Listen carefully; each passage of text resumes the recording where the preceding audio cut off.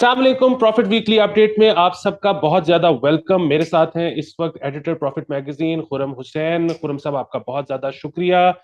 मेरा पहला सवाल आज ये है कि शहबाज शरीफ साहब ने कल एक बयान दिया है। एग्जैक्ट नंबर्स तो मैं भूल गया हूं, लेकिन वो ये कह रहे थे कि इतने करोड़ सार्फिन को अब फ्यूल एडजस्टमेंट चार्जेस नहीं देने पड़ेंगे। तो ये क्या गीदड़ सिंगी है? वो कैसे मैनेज होंगे, वो जो अब नहीं देने पड़ेंगे, और जो बाकी लोग हैं जिनको देने पड़ रहे हैं वो इनका किस तरह से हिसाब लगाएंगे कि ये वो लोग हैं जिनकी इलेक्ट्रिसिटी का यूजेज ज्यादा है या उनके घर का साइज बड़ा है? ये प्लीज एक्सप्लेन करें इसको। मैं तो एक्सप्लेन कर देता अगर मुझे खुद समझ आई होती कि what he means. I don't think Shehbaz साहब thought this through.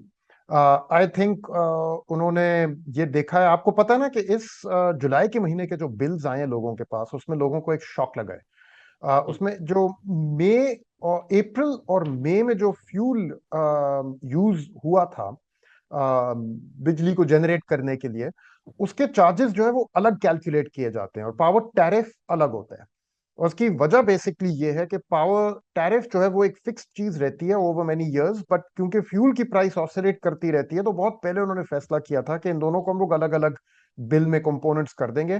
Fuel price adjustment जो है वो नेपरा बैठ के डिस्ट्रीब्यूशन कंपनीज के साथ, और बेसिकली विद CPPAG के नाम से एक कंपनी है पावर सेक्टर में, central power procurement, central power purchase authority. वो कैलकुलेट करते हैं कि भाई इस दफा जो हमने बिजली खरीदी है उसमें एनर्जी चार्ज ये था, जनरेशन कॉस्ट ये थी, फलाना ये था, फलाना ये था, फ्यूल चार्ज ये था। और ज्यादातर बिजली में होता है फ्यूल चार्ज है।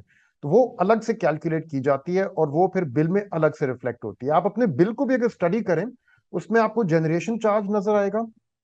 ठीक है। और जनरेशन के चार्ज, जिसको वेरिएबल कॉस्ट लिखा, वेरिएबल चार्जेस लिखा होता है, और उसके नीचे आपको एक और सब हेडिंग नजर आएगी, फ्यूल, FPA लिखा होता है, या फ्यूल फ्यूल प्राइस एडजस्टमेंट। और वो सेपरेटली बिल की होती है, और फिर सारी आपके तमाम टैक्सेस टैक्सेस, टीवी लाइसेंस फी, फलाना ढमकाना, ये सब होते हैं। तो अब होता ये है नॉर्मली कि फ्यूल प्राइस एडजस्टमेंट कैलकुलेट करना काफी कॉम्प्लिकेटेड काम होता है। उसके लिए हियरिंग्स वगैरह होती हैं, हियरिंग से पहले अनाउंस करना पड़ता है, स्केड्यूल होती है, फलाना ढमकाना, ठीक है ना, उसमें वक्त लगता है। इतनी वो इट्स नॉट एन ऑटोमेटिक या इंस्टेंटेनियस प्रोसेस। और उसमें ऑलमोस्ट ऑलवेज हमारा जो पावर सेक्टर है वो पीछे चल रहा होता है। तो यानी कि आज का जो आपका बिल आया है, जुलाई के महीने का जो बिल आया है, उसमें फ्यूल प्राइस जो आप पे कर रहे हैं वो अप्रैल और मई का जो आपने कंज्यूम किया था वो वाली फ्यूल प्राइस आज आपको बिल की जा रही है। अगला जो आपको बिल आएगा सितंबर के महीने में, जो बिजली आपने अगस्त के महीने में कंज्यूम की होगी, उसमें जून और जुलाई की फ्यूल प्राइस एडजस्टमेंट मौजूद होगी। तो अब ये बहुत सालों से चलता आ रहा है किस तरह का ये सिस्टम है। और हमेशा जब भी फ्यूल प्राइस ऊपर जा रही होती है तो भी लोगों को शौक लगता है कि यार जो बिजली मैंने मई और अप्रैल और मई में कंज्यूम की थी, उसके चार्जेस अभी तक मुझे पे करने पड़ रहे हैं। तो एनीवेज और इस इसमें दफा कोई। किराएदारों को बहुत मसला होता है। उसकी वजह यह कि किराएदार कहते हैं कि हमने जिस घर में शिफ्ट आज हुए हैं, हम उसमें फ्यूल एडजस्टमेंट उस महीने की दे रहे हैं जब हम इस घर में रहते ही नहीं थे। Exactly, exactly. और कभी कभी ये भी हुआ है हमारी हिस्ट्री में कि 3 3 4 4 6 6 महीने तक गई है ये फ्यूल प्राइस एडजस्टमेंट की कैलकुलेशन जो है। तो this is a problem for everybody. ये बिजनेस इंडस्ट्री वगैरह के लिए तो खास तौर पे एक प्रॉब्लम रहती है कि 3 महीने बाद एकदम से आपको आ जाता है कि यार 3 महीने पहले जो आपने बिजली कंज्यूम की थी उसका ये कॉस्ट है, उसकी ये कॉस्ट है। बट बहरहाल अब ये हुआ है कि कोई अप्रैल और मई की जो फ्यूल प्राइस है वो कोई 7 रुपए पर यूनिट कैलकुलेट की गई है। तो आप इमेजिन कर रहे हैं जो जो घर 1,000 यूनिट कंज्यूम कर रहे हैं उनको तो 7,000 रुपए सीधा साधा लग गए। और इसमें पीक और ऑफ पीक में कोई डिफरेंस नहीं होता। This is basically per unit. अब मैं अली, हमारे सारे व्यूअर्स को स्ट्रॉन्ग एडवाइस दे रहा हूँ और इंकरेज कर रहा हूँ कि आप अपना बिल बैठ के स्टडी करें।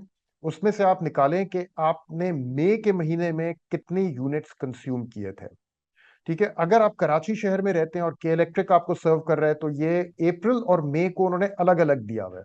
आप उसको ऐड करेंगे तो आपको पता चलेगा 7 रुपए, 7 रुपए 7.4 या इस तरह का कुछ है, पर यूनिट आपको बिल किया जा रहा है।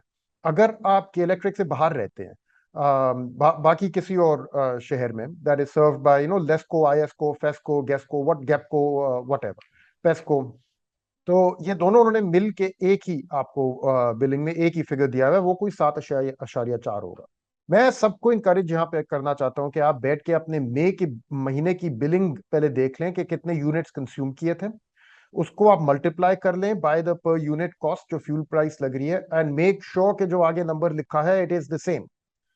ठीक है, 7.4 times the units that you have consumed in may, in the month of May. आपके बिल में आपके पिछले 12 महीने की बिलिंग यूनिट्स का वो दिया होगा कि इतने यूनिट्स आपने कंज्यूम किया। आप मे का निकालें, multiply by the fuel price adjustment and see, because it's possible कि एक कोई मिस्टेक भी हो गया हो इसमें। बट नेवरदलेस ये हुआ है, ठीक है ना। और अभी तो सितंबर के महीने में जून और जुलाई की बिलिंग आनी है, विच इज इवन हायर। तो अभी मजीद और शॉक लगेगा लोगों को। बाय द वे, जून में was the peak fuel prices का। अब शबाज, अब हुआ यह है कि जैसे ये बिल सर्व हुए हैं लोगों के घरों में, लोगों को शॉक लगा है, तो प्रोटेस्ट हुए हैं। वी नो के इस्लामाबाद इलेक्ट्रिक सप्लाई कंपनी का जो डिस्ट्रीब्यूशन एरिया है, वहां पे प्रोटेस्ट इस हद तक पहुंच गए थे कि आईएसको ने अपील की है कि हमारे ऑफिसेज को पुलिस प्रोटेक्शन प्रोवाइड की जाए। मैं एक वीडियो भी देख रहा हूं जो सर्कुलेट कर रहा है, और हमारी रिपोर्टिंग के मुताबिक वो वीडियो मुरीदके में से निकला है, जहां पे जो लोग थे, अवाम जो थी, वो लेस्को के ऑफिस में घुस के तोड़ फोड़ किया उन्होंने कायदा। ये वीडियो सर्कुलेट कर रहा है सोशल मीडिया पे। हमारी इंफॉर्मेशन के मुताबिक ये मुरीदके में है। तो और अक्रॉस लाहौर प्रोटेस्ट हुए हैं जब ये बिल्स आए हैं। अब ये चीज देख के शहबाज साहब जो थे वो घबरा गए, एंड उन्होंने कहा कि भाई ये हम लोग आपको नहीं देने पड़ेंगे, उन्होंने बयान दे दिया। मसला इधर ये है कि बिल्स तो ऑलरेडी चले गए हैं और ये सिस्टम में इंक्लूड हो गया। अब प्रॉब्लम ये हो जाएगी कि लोग जाएंगे बिल पे करने, वो कहेंगे यार मेरा फ्यूल प्राइस एडजस्टमेंट निकाल दो, वजीर आजम साहब ने कहा था। लेकिन सिस्टम में तो ऐसी कोई गुंजाइश नहीं है। सिस्टम आपका बिल एज पेड, इनफैक्ट आपसे पेमेंट ले नहीं सकता unless it's a payment in full. आप ट्राई करें कि आप जाके पार्शियल पेमेंट देने की कोशिश करें, नहीं होता। और अब तो खैर I don't know about you, मैं तो अपने बिल्स ऑनलाइन पे करता हूँ, ऑनलाइन बैंकिंग के थ्रू। एंड एक्चुअली ये मालूम करना चाहिए कि how many people are using that facility now. I would think के बहुत ज्यादा लोग अब तादाद में यूज करना शुरू कर दिया उन्होंने ऑनलाइन पेमेंट्स बिल्कुल। को, और तो इसके आप कर भी अलावा सकते अब एक और, हर कुछ दिन बाद एक खबर आती है कि अब आप, पहले तो आ रही थी कि अब आप अपने बिल की एक साथ साल में 2 दफा से ज्यादा नहीं करवा सकते। अब तो खैर ये भी खबर आई है, मुझे ये नहीं पता कितनी ठीक है, लेकिन अखबार की खबर है कि अब से आप बिजली के बिल की एक साथ करवा ही नहीं सकते, साल में 2 दफा भी नहीं करवा सकते। चलो शाबाश। लेकिन अब मसला ये शहबाज साहब के लिए खड़ा हो गया कि अगर उन्होंने कह दिया कि भाई हम लोग लोगों से नहीं कलेक्ट करेंगे, तो फिर या तो नए बिल्स बनाए जाएं दोबारा और दोबारा भेजे जाएं। अब हर डिस्ट्रीब्यूशन कंपनी के मिलियंस के हिसाब से कंज्यूमर्स होते हैं। ठीक है, कराची इलेक्ट्रिक में तो कोई 2.2 मिलियन या ऐसे कोई हैं कस्टमर्स। अब इतने तादाद में बिल्स को बना के आगे भेजना एक बहुत बड़ा ऑपरेशन होता है। और अगर आप इनसे कहें कि यार ये आप सब दोबारा करें, तो वो तो फिर सितंबर तक चली जाएगी बात। By the time you get your bills for July, it will be almost time to start running your August bills. Number one. Number two, अभी अगर आप फ्यूल प्राइस एडजस्टमेंट नहीं पे करेंगे तो फिर गवर्नमेंट को आउट ऑफ पॉकेट वो पूरा करना पड़ेगा। या तो वो चीज फिर दोबारा सर्कुलर डेट में जाएगी as a receivable owed to power generation companies and by the government। And number two, के अभी तो सितंबर के में जो बिल्स आएंगे आपके पास अगस्त की कंजम्पशन के लिए, उनमें तो जून और जुलाई की वो फ्यूल प्राइस एडजस्टमेंट होनी है। जुलाई की तो भी कैलकुलेट नहीं हुई, जून की मेरे ख्याल में इन्हीं दिनों में होनी थी। बट उसका फिर क्या बनेगा? तो अभी अगर ये आपने नहीं पे करना, तो अगर आप कहेंगे फिर ये अगले बिल में डाल देंगे हम लोग, तो अगले बिल में तो जून का आना है, तो फिर तब दोबारा लोगों को सितंबर में एक और डबल शॉक लगेगा। तो I don't see how this is workable. And I don't think कि उन्होंने बहुत ज्यादा मशवरा करके दाएं बाएं ये फैसला और ये अनाउंसमेंट की है कि लोग ऐसा करें कि मत पे करें ये अपने बिल्स इस तरह से। But we'll see, maybe they worked it out, and maybe वापस आएंगे। अभी तो कतर में है, वापस आएंगे तो पता चलेगा कि may be they worked it out. But I don't no, मुझे लग रहा है कि वो घबरा गए हैं, और अवाम का जो गुस्सा है। एंड अभी अफसोस की बात यह है कि एक झटका और मौजूद है सिस्टम में जब जून जुलाई की फ्यूल प्राइस एडजस्टमेंट आएगी। तो आई थिंक जो लोग अभी जुलाई का बिल देख के यू नो उनको शॉक जो लगा है, उनको तैयार हो जाना चाहिए कि अगस्त के महीने में यही चीज इम्कानात बहुत स्ट्रांग है कि दोबारा होगी। वसीम अकरम ने जब श्रीलंका के खिलाफ हैट्रिक की तो आफ्टर मैच प्रेजेंटेशन में वसीम भाई से जब पूछा कि तीसरी विकेट आपने कैसे ली, तो उन्होंने कहा कि मेरे हाथ से जब गेंद निकला ही था तो मुझे पता लग गया कि बंदा आउट है, क्योंकि मैंने इन स्विंग करवाई थी और बॉल आउट स्विंग हो गई। तो मैंने सोचा जब मुझे ही नहीं पता कि बॉल ने कहाँ जाना है तो बैट्समैन को कैसे पता हो सकता है। तो मुझे आपकी बात सुन के ये महसूस हो रहा है कि शहबाज शरीफ साहब ने जो ये फैसला लिया है इसके नतीजे में हमने आउट होना है। यार कुछ ऐसा तो ही लग रहा है कि आई थिंक अभी जो मईशत है हमारी, वो अपनी ही मर्जी से चल रही है। I think, well, maybe not to that extent, उस पर भी हम लोग आएंगे जब इंटरेस्ट रेट्स के ऊपर बात होएगी हमारी। लेकिन कुछ इसी टाइप की चीज चल रही है कि जो चीज जिस डायरेक्शन में जानी चाहिए थी वो किसी और ही डायरेक्शन में जा रही है। फिक्र की बात अली ये है कि the government has been counting very heavily कि ऑयल प्राइसेस इंटरनेशनल मार्केट्स में अगस्त के बाद गिरना शुरू होंगी, एंड उससे उनको थोड़ा सा उनको स्पेस मिलेगी। उन्होंने ये अस्यूम किया था कि अगस्त तक ये जो पीक है ये गुजर चुकी होगी, उसके बाद जो ग्राफ है वो नीचे जाना शुरू होगा। अब we are in the definitely second half of August. अब मुश्किल से हफ्ता रह गया है टिल द एंड, और अभी तक तो ऑयल प्राइसेस जो हैं वो कोई थोड़ा बहुत ऊंच नीच हो रही है, लेकिन इतना ज्यादा कोई फर्क नहीं नजर आ रहा। आई थिंक अभी दोबारा $100 से ऊपर चली गई है। तो फिलहाल things are going against the wishes and the expectations of the government, और आई थिंक ये जो मुश्किल वक्त है ये अभी लिंगर करेगा। अच्छा सर, दूसरा सवाल आपकी एक स्टोरी को लेकर है। प्रॉफिट पर एक ऑटो लोन्स को लेकर स्टोरी छपी है और उसमें जो है इंटरेस्ट रेट के बारे में खास तौर पे निशानदेही की गई है। एक ग्राफ भी है जिसके मुताबिक फरवरी 2009 के बाद हम पहली दफा उतने हाई इंटरेस्ट रेट पर पहुंचे हैं। तो ये उसकी क्या वजूहत है? ये देखिए, वजूहत तो बड़ी सिंपल है, ये तो होना था। और ये अभी क्या, ये कोई एक साल पहले पता था अगेन कि मामला इस डायरेक्शन में जा रहा है। तब जो गवर्नमेंट थी वो तो अश्योरेंसेस दे रही थी कि नहीं, अब वापस अगर इंटरेस्ट रेट्स चढ़े भी, तब तो 7% पे थे, अगर चढ़े भी तो ये 13.25% जहां पे वो, या 13.5% जहां पे वो गए थे 2019 में, वो वाली लेवल दोबारा से नहीं आएगी। थोड़ा बहुत अगर इसमें हमें इंक्रीज करना पड़े हम कर लेंगे। अब तो उस लेवल को भी उन्होंने ब्रीच करके, और जैसे आपने दुरुस्त फरमाया, फरवरी 2009 पे क्लॉक जो है मोड़ के वापस हमें ले गई है 15%, with possibility of further increases right now. और ये होना था because अब this connects with the interest rates, the exchange rate, the current account deficit, the economic growth rate, GDP growth rate, ये सारी चीजें किस तरह एक दूसरे के साथ कनेक्ट करती हैं, उसका उसके साथ कनेक्शन है।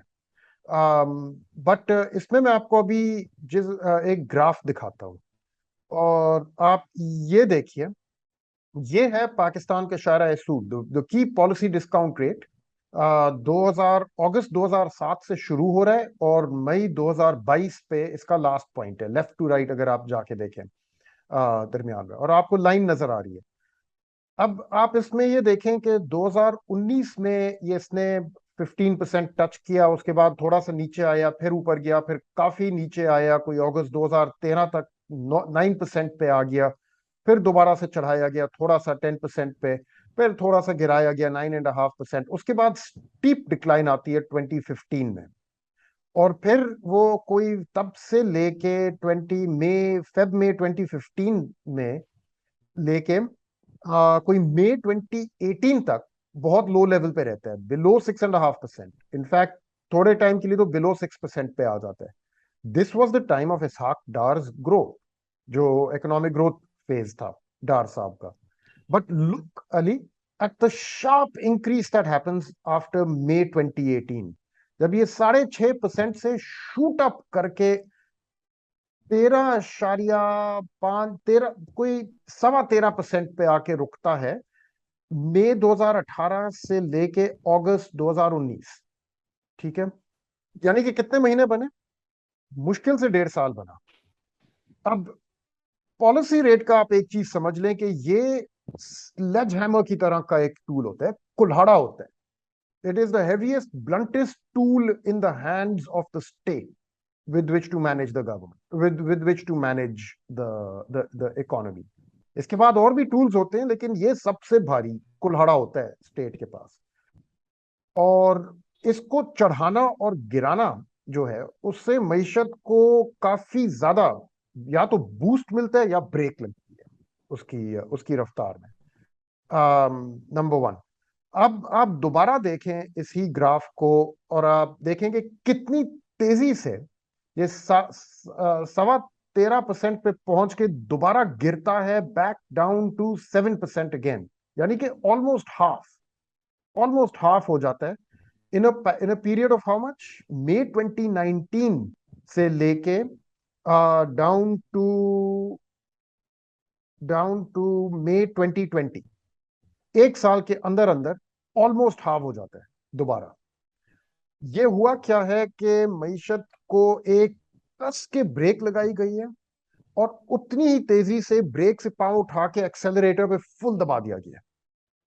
ठीक है, तो आप इमेजिन करें कि ये झटका जो एक लग रहा है, ग्राफ यूं और यूं जो जा रहा है इतने भारी टूल का, तो उसका इम्पैक्ट आगे क्या आ रहा है। And then not only that, फिर चंद महीनों के लिए यहां पे रहता है ग्राफ एट 7%, और मई 2020 से लेके कोई नवंबर 2021 तक लेवल वहीं पे रहती है। And then look at how it shoots up. नवंबर 2021 से लेके मई 2022 कितने महीने बने? कोई मुश्किल से 4-5 महीने छः बने। 5। 4-5 महीने में दोबारा से बूम, कोई ये जा रहा है from 7% to 15%, more than 50% increase, more than 100% increase, double हो रहा है in that time period. Basically interest rates जो हैं they move over a period of many years. ये साइकिल जो होता है, ये इतनी जल्दी इतनी तेजी महीनों के अंदर अंदर इसमें नहीं इस तरह एडजस्टमेंट्स होती हैं, छोटी छोटी एडजस्टमेंट्स होती हैं, 0.5 परसेंटेज पॉइंट, 1 परसेंटेज पॉइंट। और अगर आप इसको कम कर रहे हैं तो ओवर अ पीरियड ऑफ 2-3 साल लेते हैं इसको आहिस्ता आहिस्ता ग्रेजुअली कम कर दें। अब पिछले कोई 2018 से लेके, अगस्त 2018 से लेके मई 2022 तक आपके मुश्किल से 4 साल भी नहीं बनते। ठीक है, और इन 4 सालों में हमने दो मैसिव झटके देखे हैं एक्सचेंज रेट के। तो एकदम से चढ़ाया गया, एकदम से गिराया गया, एकदम से दोबारा चढ़ाया गया। ये जो दो पीक्स हैं, आप इमेजिन करें कि एक बस है, बड़ी सी बस है, भरी हुई है पैसेंजर्स के साथ, भरी हुई है टॉप उसका जंगला जो है सामान से, भरी हुई है नीचे भी सामान से, उसका ठीक ठाक वजन हुआ है, इसकी वजह से वो हाई स्पीड पे हाईवे पे चलती हुई जा रही है। और उस बस का ड्राइवर जो है वो एकदम से उस बस की ब्रेक के ऊपर पांव दबा के फुल जैम कर दे ब्रेक्स को। और जैसे ही बस अगर जिस भी स्पीड पे जा रही है, वो 120 पे जा रही है, वहां से स्लो एकदम से होके लेट्स से 50 या 60 पे आती है, उस पॉइंट पे ड्राइवर अपना ब्रेक से पांव उतार के दोबारा एक्सेलरेटर पे दबा के फुल उसको दबा दे एक्सेलरेटर को। ठीक है, और वो बस दोबारा से एकदम से स्पीड पकड़नी शुरू करे। और उसके फौरन बाद जैसे ही वो 120 पे वापस पहुंचे बस, और ये होएगा मिनट के अंदर अंदर, लेट्स से 60 to 20 में भी 2 मिनट के अंदर अंदर, आई डोंट नो जितना भी टाइम ले बस, लेकिन जैसे ही वो 120 पे पहुंचे दोबारा से अपना ब्रेक से पांव उठा, अपना एक्सेलरेटर से पांव उतार के ब्रेक को जैम कर दे दोबारा से ड्राइवर। आप मुझे बताएं कि उस बस में जो पैसेंजर्स ट्रैवल कर रहे हैं उनके साथ क्या हो? Milk shake. मिल्क शेक बन जाएगा ना, ऐसी की तैसी हो जाएगी। बेसिकली हमारी मैशत के साथ अभी यही हो रहा है। ठीक है, ये जो दम वैमी लगी है 4 साल के अंदर अंदर, कि इकोनॉमी एकदम से स्लो की गई, ब्रेक्स लगाई गई, एकदम से उसको एक्सेलरेट किया गया, और एकदम से दोबारा ब्रेक लगाई गई। इसमें तमाम जो लोगों ने फैसले किए होते हैं जो इंटरेस्ट रेट के राउंड डिपेंड करते हैं, बिजनेसेस अपनी डेट लेती हैं based on interest rate, prevailing interest. वो अपने इन्वेस्टमेंट प्लान्स बनाते हैं बेस्ड ऑन इंटरेस्ट रेट। वो देखते हैं कि यार इंटरेस्ट रेट कम हो गया है, 2-3 साल से कम चल रहा है, बार बार स्टेट बैंक कह रहा है कम ही रहेंगे, गवर्नमेंट कह रही है कि भाई अगर चढ़े भी तो हम लोग वहां 17 13 तक नहीं पहुंचने देंगे, ये उससे तो कम ही रहेगा, शायद थोड़ा बहुत 1 2 पॉइंट का इजाफा हो जाए, but nothing more than that. तो अपने वो लॉन्ग टर्म प्लान्स भी कर लेते हैं इसके अराउंड इंडस्ट्री वाले लोग जो हैं। वो जाके अपने कंज्यूमर लोन्स लेना शुरू कर देते हैं, हाउसिंग लोन्स लेना शुरू कर देते हैं, और सबसे बड़ी कैटेगरी कंज्यूमर लोन्स में ऑटो लोन्स की है। हमारी स्टोरी इस हफ्ते उसके ऊपर फोकस कर रही है कि यहाँ पे उसका इन दो झटकों का इम्पैक्ट क्या है।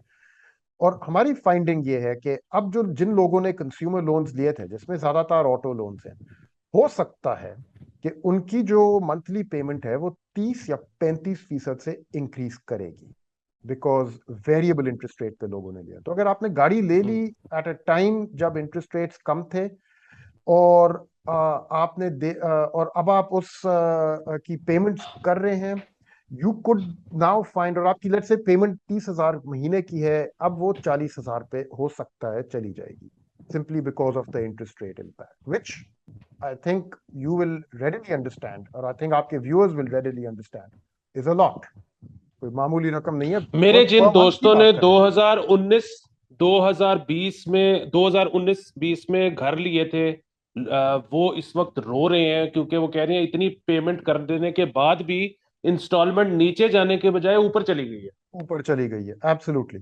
तो आई थिंक उन दोस्तों को ये, और जिस किसी ने गाड़ी ली है लोन पे, उनको ये स्टोरी जरूर पढ़नी चाहिए, केयरफुली पढ़नी चाहिए। इस पे काफी काम किया है हमारे रिपोर्टर दानियाल अहमद ने, and we have made sure कि टू द एक्सटेंट पॉसिबल हमने खुद कैलकुलेट किए हैं ये numbers, but our calculations are not painting a pretty picture right now. I am sorry Ali, I wish के हम अपने पॉडकास्ट में मैं आपको कुछ गुड न्यूज भी दे सकता होता, लेकिन फिलहाल काफी महीनों से ये कुछ ही चल रहा है। आप खुद देख रहे हैं कि मईशत जिस डायरेक्शन में जा रही है, जो फ्यूल प्राइस एडजस्टमेंट्स आ रही हैं, अभी बहुत और प्रेशर्स मौजूद हैं पाइपलाइन में। The bulk of it has been cleared, लेकिन अभी भी प्रेशर्स मौजूद हैं। ये इंटरेस्ट रेट्स का जो इम्पैक्ट है इकोनॉमी पे, दिस इज समथिंग जो आई थिंक इकोनॉमी में अभी काफी साल रहेगा। इसका सबसे बड़ा जो इम्पैक्ट है वो तो बिजनेसेस और इंडस्ट्री पे आएगा, बिकॉज जिन्होंने लोन्स ले लिए थे एट दैट टाइम अपने एक्सपेंशन प्लान्स को फाइनेंस करने के लिए, मशीनरी इंपोर्ट करने के लिए, नाउ दे विल फाइंड कि वो जो कैपेसिटी उन्होंने इंस्टॉल कर ली थी is no longer feasible at the new interest rates that they have taken. तो अगर जिस बंदे की लोन पेमेंट 30 से 40 हजार रुपए पे जा रही है, आप इमेजिन करें उसने लोन लिया ही कितना होगा, उस गरीब ने बेचारा 15 18 लाख रुपए का लिया होगा मे बी। बट इस ऑर्डर ऑफ मैग्नीट्यूड में आप इमेजिन करें जिन लोगों ने 15 18 करोड़ के लोन्स लेके कैपेसिटी एक्सपेंशन की है, तो उनके उनकी बैलेंस शीट्स के साथ अब क्या होने वाला है as the years come, because अभी तो पीक हिट हुई है ना जून में। अब हम्म। इसकी पेमेंट्स जब शुरू होंगी तो पता चलना शुरू होगा, और फिर हम लोग देखेंगे कि इकोनॉमी में बिजनेस कम्युनिटी से चंद महीनों के अंदर अंदर एक काफी बड़ी आवाज उठनी शुरू होगी कि भाई ये इंटरेस्ट रेट्स को काबू में लाओ, और ये हमारी इंडस्ट्री हमारी इकोनॉमी को बिठा देंगे, वरना ये पिछली दफा भी हुआ था 2019 में। आपको याद होगा कि इंडस्ट्री वाले सब मिलजुल के पहुंच गए थे आर्मी चीफ के पास कंप्लेन करने के भाई ये क्या हो रहा है सब, हमारी तो इंडस्ट्री आप कंप्लीटली शट डाउन करने पे पहुंचा दिया आपने। That was because of the interest rate hike primarily. और उसी चीज को कॉम्पेंसेट करने के लिए खान साहब ने तमाम फिर एमनेस्टी स्कीम्स लॉन्च करनी शुरू की।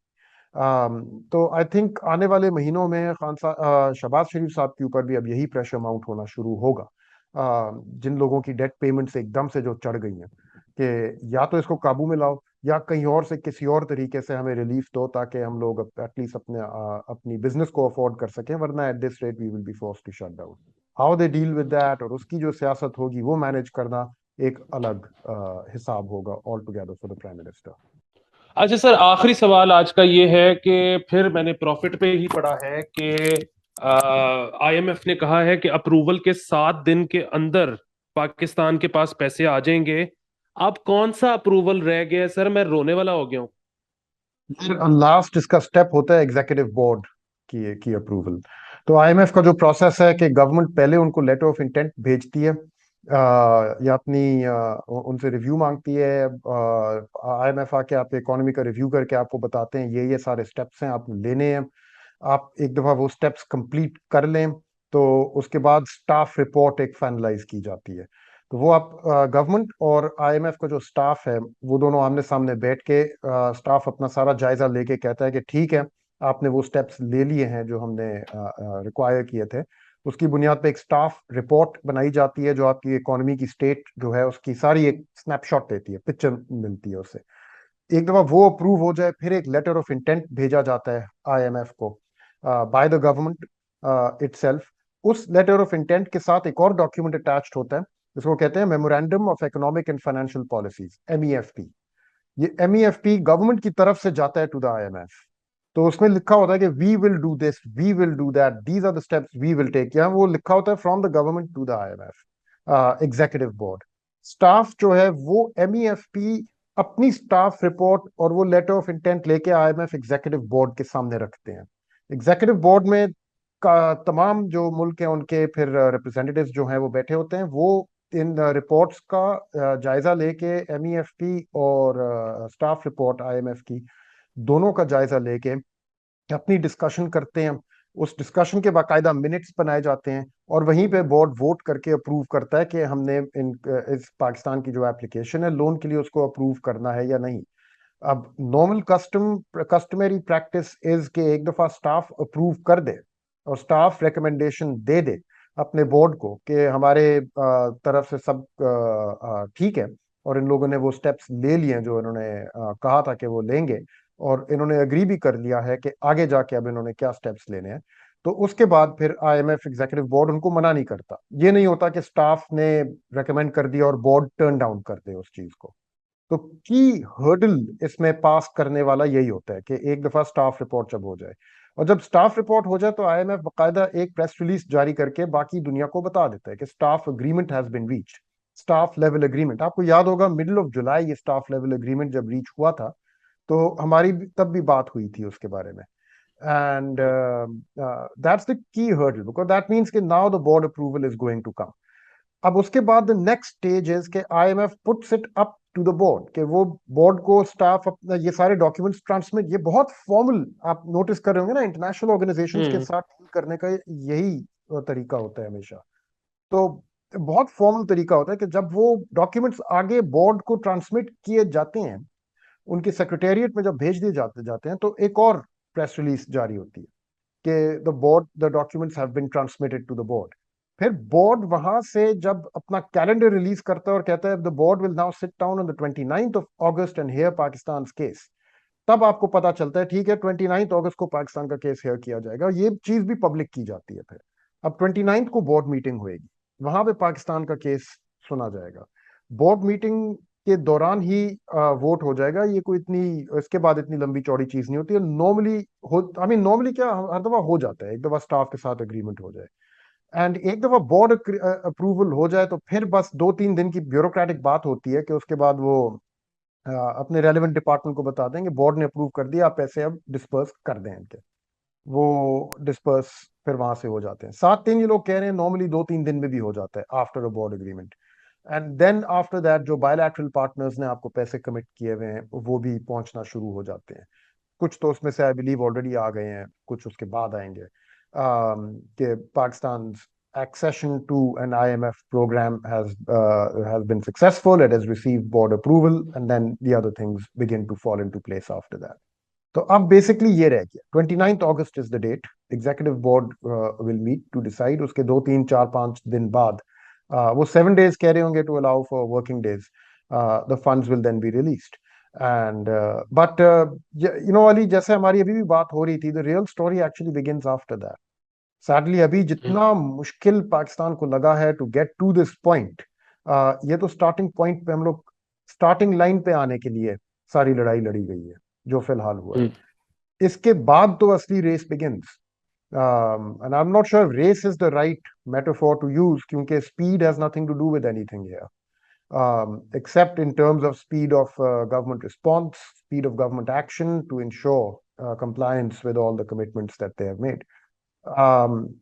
बट जहां पे अब इन्होंने पहुंचा दिया इकोनॉमी को कि आईएमएफ प्रोग्राम की एक्सेशन हो गई है, बट लुक एट टैक्सेस के राउंड जितनी लड़ाई ऑलरेडी शुरू हो गई है। अभी चंद हफ्तों की शायद बात हो, शायद चंद महीनों की बात हो, इंटरेस्ट रेट्स के राउंड भी इसी तरह की लड़ाई शुरू हो जाएगी। In all likelihood anyways. And उसके बाद इस रास्ते पे कायम रहना is the real challenge and the real. And already we are seeing wavering, already we are seeing कि ट्रेडर्स के ऊपर टैक्स लगाया गया, प्रेशर आया, वापस ले लिया, फ्यूल प्राइस एडजस्टमेंट लगाई गई, प्रेशर आ रहा है, वजीर आजम साहब ने अनाउंस कर दिया चाहिए आप लोग मत देना, कुछ कर लेंगे।